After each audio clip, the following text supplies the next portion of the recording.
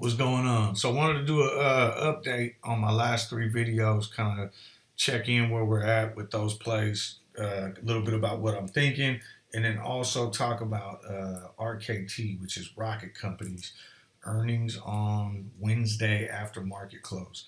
So we'll start with Rocket in case you're watching the video just to see what's up with this new play. Basically, Rocket Mortgage, Rocket Homes, Amrock, Rocket Auto, that's Rocket Companies. Ticker's RKT. This is an earnings play. They've had great earnings. I think they've only been a public company for a year now, and they've had great earnings ever since they went public. Last time they just smashed it. So I also, like I kind of said with BNGO, I think it's a good long-term play. Um, if you wanted to just buy shares in Rocket, they offer a pretty decent dividend. It's a company that's just been killing it ever since they've gone public, and I think they got a lot of room for growth. In terms of the stock itself, they have roughly about a billion shares. I think 90% are owned by like the company itself, so there's only 100 million in the float, which makes it kind of interesting. And really what this is all about is the real estate industry is booming right now, right? It's been for a while. New residential home sales are at an all-time high. So there's no reason for me to believe that they're not going to just kill it again on earnings on Wednesday after market close. So um, let me see. Let me pull up their chart real quick. That's RKT here. Kind of go over. All right. So, first off, let me see. We're looking at a daily view. Right here on February 25th was the last time that they reported earnings. And that day they were trading at about 1840. And then over the next 2 days, like I said, they killed it on earnings. Over the next 2 days, we saw it jump to what, 22.45, and then up again 23.26. And then after that, this is now we're talking 3 days after earnings. You see this big spike in volume, and that was more attributed to the kind of Reddit community, kind of hyping it up as a short squeeze play. And as you can see, this increase in volume kind of brought along a little bit of a squeeze with it. That got it up to almost 42 bucks. So I mean, you're talking it traded at about 18 up to 42. I don't necessarily think that's going to happen this time because I don't think their short interest is as high. I mean, it's always a possibility, but I wouldn't set my expectations at this stock doubling or tripling after earnings. I mean, it's always possible, but that's not what I'm banking on here. So anyway, so we look at now, if we kind of zoom out, what's happened since then? A lot of low volume. We saw one day with kind of a spike in volume, and on that day we shot up to about 27 bucks. But for the most part, it's been trading in like this 21, $22 range. So kind of bringing in a zoomed in effect, we're trading above the daily moving average. It's been kind of holding that as support. And basically, like I said, this isn't even about technical analysis. My play on this is they're going to beat earnings again.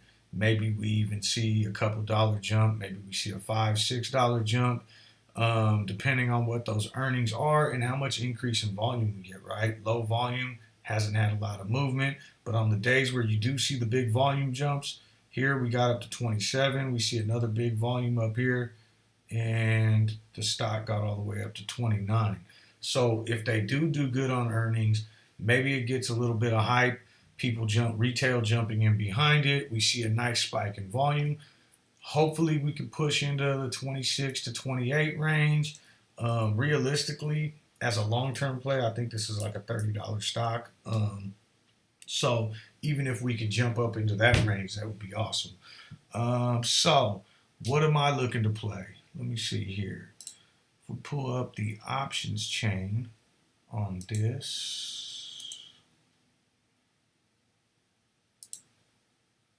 so right now we're looking at the Rocket options chain. So earnings again are on Wednesday.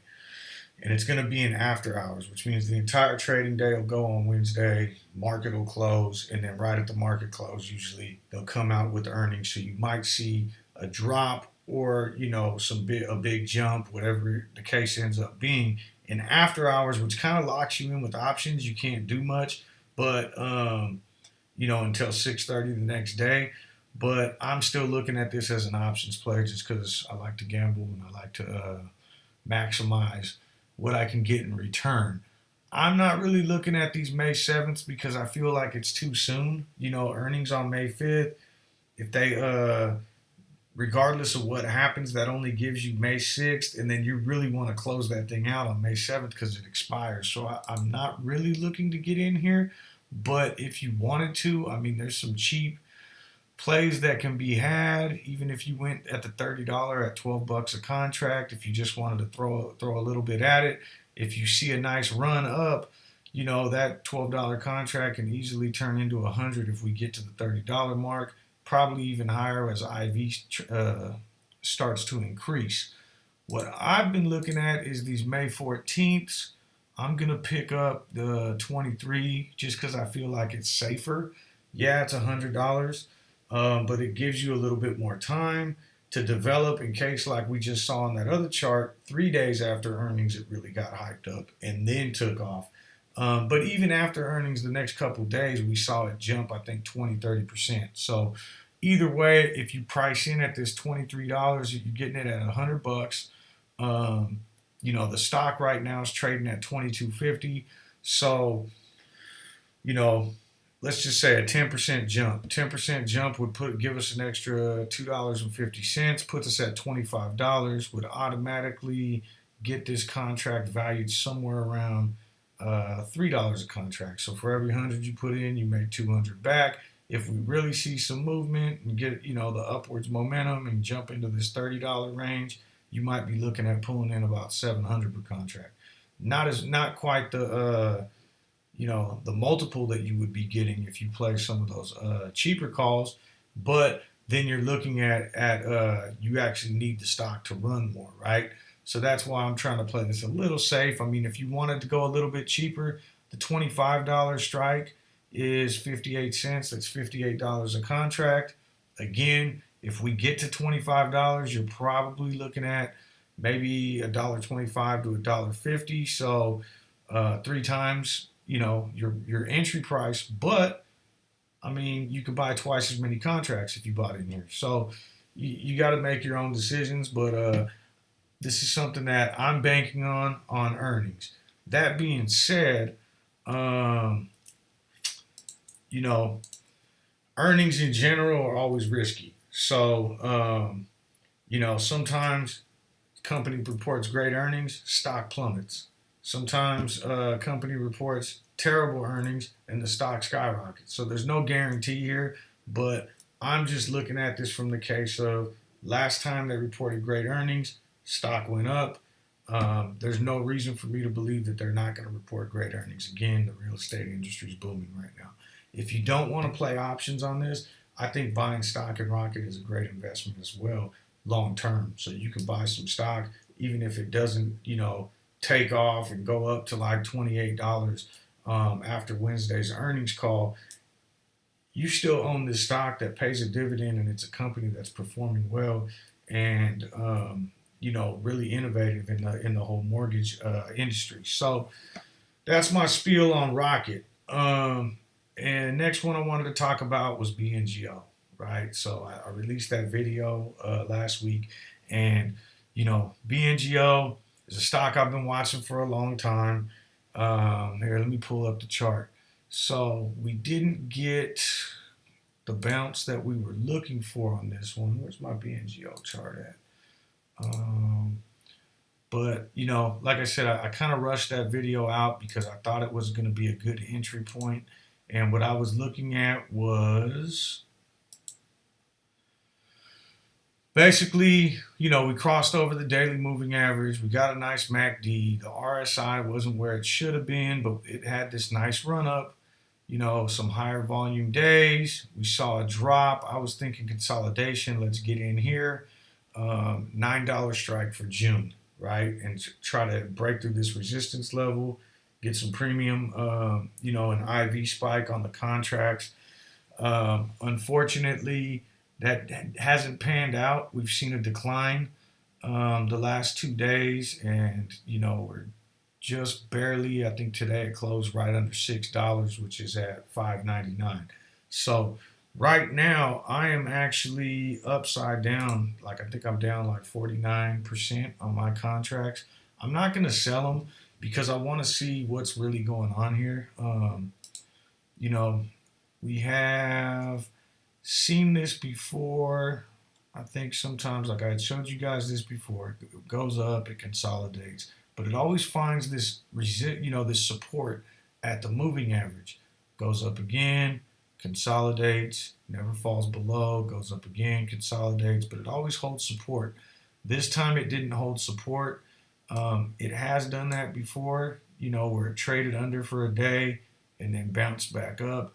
I'll be looking for that to happen tomorrow. Um, if it doesn't and it continues to drop, I'm going to be looking for support here at like the $5.15 range, which we're not too far away from because that's where it found some major support last time. Basically, it comes down to this. If let's see here. If we lose support at that $5.15 range, options contracts are probably burnt. They expire in June, so we still have a lot of time to get out of that hole. So I won't be selling because, just as a rule of thumb, I never sell my options contracts if they're like minus 90% or more. So if I spent $100 on this contract and now it's only worth $10 and it's still got a lot of time left, I'd rather just let it roll and see if we get time to recover. If I was holding shares and if I actually own stock in this and not options contracts, if it falls below that 516 support, 505 support, right around there, and drops below 5, I would just cut the shares. Because at that point, we're probably not looking at a bounce. And this thing has a lot of room to keep going under. Because again, this was a penny stock, 5 months ago? So there's not going to be a lot of support coming down after that. But if we can hold that support line, if it hits it and bounces up, I'm still bullish on the prospect of this thing running up and breaking through those resistance levels. And like I showed you guys in the last video, this stock runs. So when it does get the momentum behind it and it starts breaking out, you'll see it move 20, 30%, consolidate, move 20, 30%. It runs. So I'm going to hold right now and kind of see where we're at from there.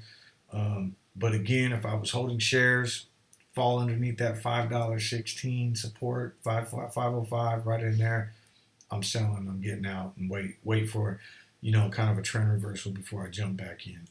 The next one, CLOV, that was the probably my most popular video that people have been watching, commenting on, all that kind of stuff. I'm still super extremely bullish on CLOV. There's even more open interest since the last video. And if you remember, if you watched the last video, the whole thing was I'm looking at this from a gamma squeeze potential, and that has increased. Okay, there's even more open interest. The option chain is all loaded up. We have the May 21st strike, so it's not like our opportunities are slipping away. We still have 18 more days until the 21st. And what happens typically with options, right? So every day that gets closer to expiration, two things happen. Your theta is going to, whittle away at the contract. And what I mean by that is if you're out of the money, so, with CLOV, let me pull this up. All right, so in CLOV, I'm sitting on if you remember, I have some $11 calls and I have some $15 calls. So what happens every day that your theta will decrease. So tomorrow, right now, these calls are worth 65 cents. I'm actually still up on them. But tomorrow that price will go down if the underlying stock doesn't move. Every single day the premium of this contract is going to decrease until we get to expiration because we're out of the money. So that's one thing we're fighting against. But at the same time, the other thing that's going to happen here in terms of the gamma squeeze is this delta number is going to increase. So every day we get closer to expiration, the delta, if you remember, is what the market makers, kind of what they use to hedge their bets, right? So in this instance right now, 63,000 contracts open on this $10 strike. We're out of the money, so delta's at 0.46. We get into the money, it's going to go to about 0.6, which means more than half now need to get hedged. Where if we look at on the last video, I think that number was somewhere around 0.54. So every day we get closer, more of those shares need to be hedged, and we're still sitting in that range. I mean, when I made the video last week, I want to say, we were trading kind of in that $9.30 range, and we're still there. Let me pull up their daily real quick, just so we could take a look. All right, so we're still on BNGO. All right, CLOV. In terms of CLOV, so if you look at what happened here, let me zoom in. Like we talked about in the last video, it found some support twice here. Got some volume busted through, ran back down, found support again at about this $7.20 range, ran up, had a little consolidation, held the moving average, ran up again, and now we're sitting right around this moving average. Like I said, I'm still bullish. Even if we fall under a little bit, what I'll be looking for is support at about this 850 level, meaning if we were to fall down tomorrow and the price decreases even more, and I'd be looking for a bounce off this 850 support line. If we don't see that, I don't want to say it's not going to happen, but we're kind of running out of time, and it's up to each individual person what they want to do, obviously, right? At that point, I'll have to check my contracts and see where I'm at and kind of use that same rule of thumb. If I'm at negative 90% or more, I'm just going to let it fly and see if still that whole gamma squeeze potential. But in terms of where we're at right now, we have this run up, come down, run up, we kind of consolidate again. I'm looking for this to keep running up and to slowly kind of keep creeping up. And as we go into the $10 range, get that push into the 11 and then the 12.50. When I made the first video, I said this was a bet for me, right? I'm betting on this being someone loaded up this option chain so that they can come out and push through a gamma squeeze for us. And that's still what I'm looking for. So I'm not going anywhere. I'm going to stay with CLOV at least to see what happens when we push past that $12.50 mark. I mean, if you compare the options chain from when we did the video last week to when we did it now, there's a ton more contracts that were purchased. And all it's going to need is a little bit of spark, one day of volume to really kind of kickstart this thing and get us 10, 11, 12.50. And at that point, I mean, you're going to have so much stock that's going to have to be hedged on the delta side that I'm thinking this thing could really fly. And, how high? I've been getting that question from people. Well, wait, when are you looking to get out? Like, how high is it going to go? Honestly, I'm not sure. I mean, right now, as we look at this, you got the number doesn't really decrease here. This is open interest numbers. Doesn't really decrease until we get to about $16. So what I would, the closer we get to May 21st, if we do get this upward momentum and we push, past 12.50, past 14, past 15, if we start stalling out around 16, that's probably where I'm going to exit. Now, that being said, if we push past 16 and blow past it, we got a lot of support here at 17.50. And then I'll be looking at the same thing at 19. If we stall out past 7.50 and we don't have that momentum, I'll probably exit. Otherwise, man, I'm looking to see what happens when we get these 20s in the money. And at that point, I mean, your profit's going to be so high anyways. Maybe, always look to sell some on the way up. Like if you own multiple contracts, I think a good rule of thumb, what I like to do a lot is if I'm sitting on 10 contracts, and you're really moving, maybe sell three or four of them to kind of get your money back, right? Now you've covered your bases and you're basically playing for free at this point. Now you can let those last six ride. And then as that goes up, maybe sell another three, put some money in your pocket, and then let those last three ride. So that's what I'm probably going to be looking to do. I think I'm actually at 7 at the 11 strike and 7 at the 15 strike. So I'll be looking to kind of, play that same game with my 14, but maybe sell four, cover my cost basis on everything, and then let those last 10 go and see how high we can get this thing going. Last one I wanted to talk about. I know this video is getting long, but what I wanted to pull up on here was GameStop because that was the first video I made, and I'm still a huge believer in GameStop. I mean, I still have all my shares of GameStop, and I've actually been playing some options plays on this too, and that's what I kind of wanted to go over right now. First off, I mean, this stock is definitely heavily manipulated, right?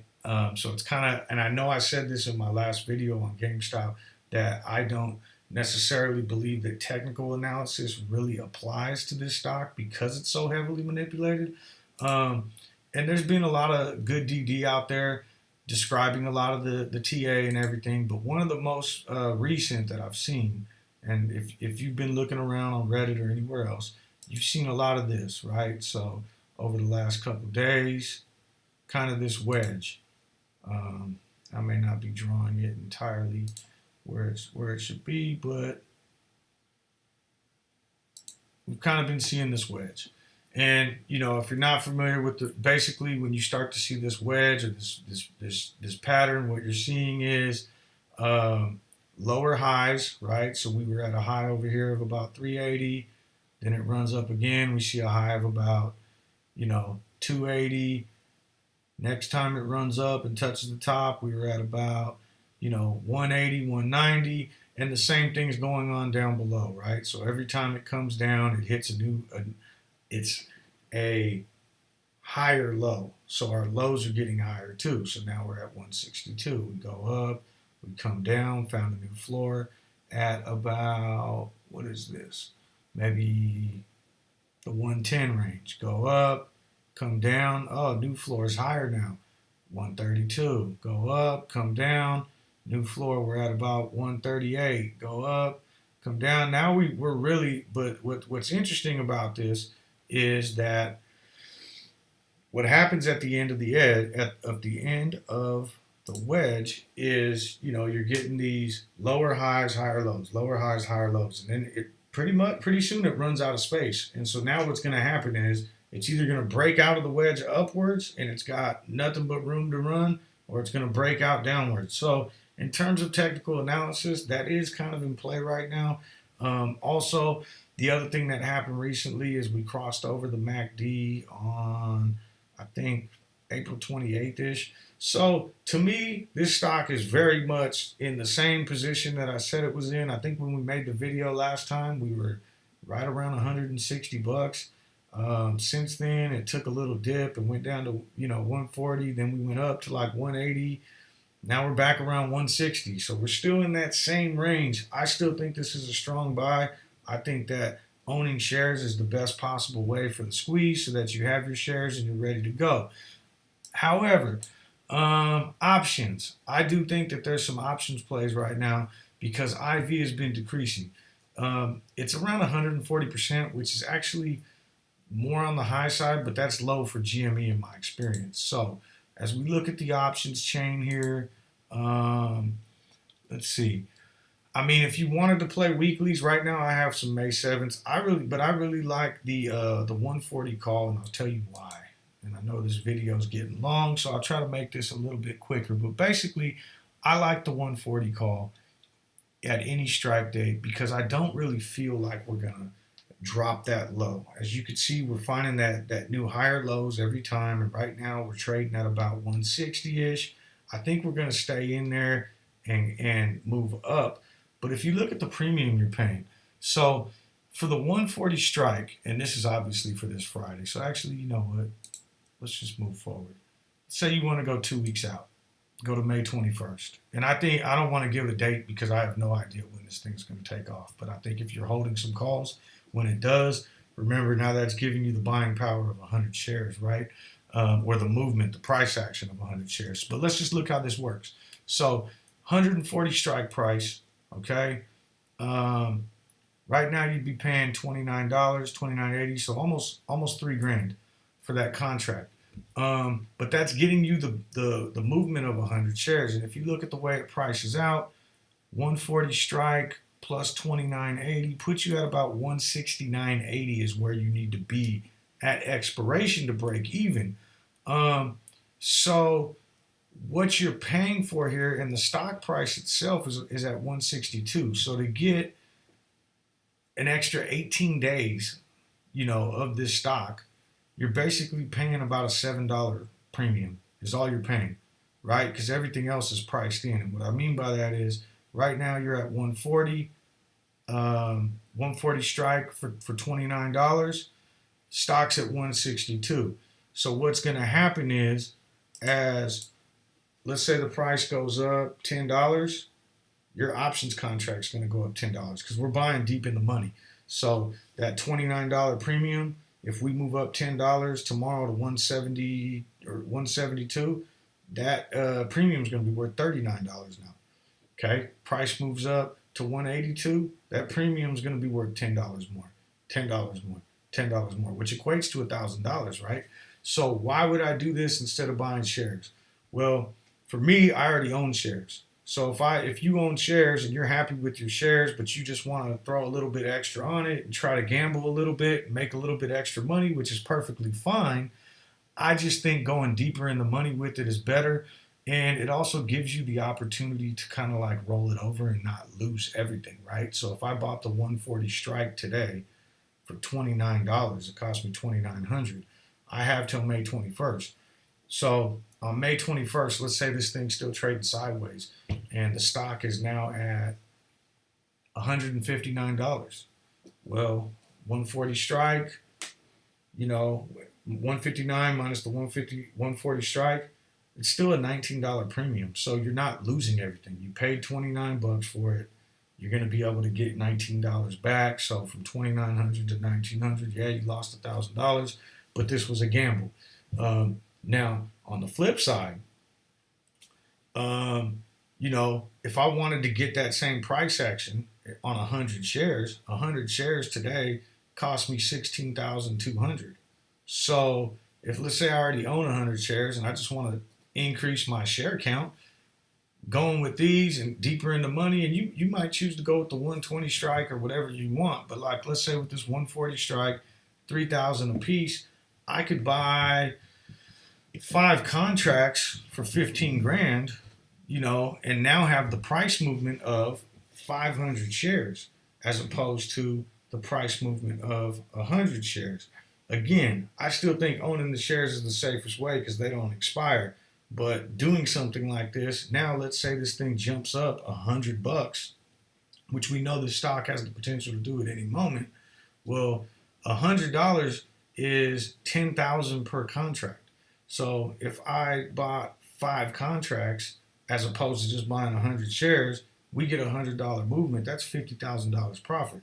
And that's all I'm looking at. I mean, just options are so cheap right now for GME that I think going in the money with the calls is probably worth it. As Wednesday rolls around, Thursday, maybe even a Friday, and you just want to like really gamble, which isn't really recommended, but you start looking at some of these on a Friday, you might be able to, on Friday morning on a dip get, because options are cheaper right now, you might be able to jump on, 100 shares right at the money, somewhere around $100, $200. Like this is going to decrease all the way down to $1, $2. I've had some success doing that, but it's also really risky because, again, buying something on the day of expiration is just, a lot of things can go wrong too. And then depending on who your broker is, they might be looking to close you out if you don't have the capital there and all that kind of stuff. So it's not really recommended. But for GameStop, I'm still a firm believer. I think shares are the way to go. But if you wanted to do options, what I'm looking at right now is going kind of deeper in the money. Not super deep, but I think the 140. It gives you $20 of cushion. You know that we're not going to fall down that far. Um, we always could, but that's just what I'm looking at. If you wanted to go safer, buy the 120 call. If you wanted to go safer than that, buy the 100 call. If you wanted to go safer than that, don't buy May 21st. Buy June's. Buy July's. That gives you even more time without expiration. Um, but with GameStop, these are super risky. Anything can happen. The stock can jump back down to $80 tomorrow, and now you just burnt up your contracts. Whereas if you had shares, you wouldn't have burnt up anything. And that's kind of the argument against playing options on this. But I don't think I could say it enough. I like to gamble. So I'm going to have my shares in my contracts too. All right. I hope you guys enjoyed the video. I hope everyone is enjoying these videos. I know I'm getting some likes and people are telling me to keep making them, and that's why I've been doing this. But if you have any questions about anything that I go over or something that I gloss over, because I don't really prepare for this, I just kind of go off the top of my head. I have a list of what I want to talk about and I just talk. So, but if there are specific questions that you have, something that, maybe I went over or I didn't touch on that you want more information on, leave me a comment or text me or whatever if you have my number. Most of you guys I feel like I know already personally, but yeah, leave a comment and I'll either reply or I'll just make another video. I know one thing that I keep getting asked about, and I'm gonna do it, is kind of to explain how the options work, at least just the basics of buying calls and puts. And so I'm gonna get on that, I promise. Also, if you haven't already, hit subscribe. That way, when I do come across something and I post a video, that seems to be like the easiest way to get information out there. Which is why I created this channel. All my friends that I talk stocks with, I want you guys, as soon as I come across something, I'll throw a quick video together, and now you're kind of getting that same information as opposed to me forgetting on sending the message or whatever it may be. All right, everybody have a good day and good luck in the market tomorrow.